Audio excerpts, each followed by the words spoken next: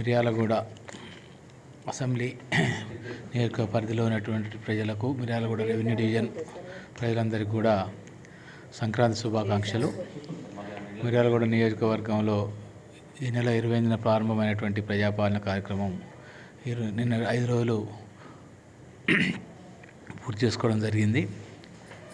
ఇప్పటి వరకు 55,435 దరఖాస్తులు, అభయస్థానికి సంబంధించిన దరఖాస్తులు స్వీకరించడం జరిగింది.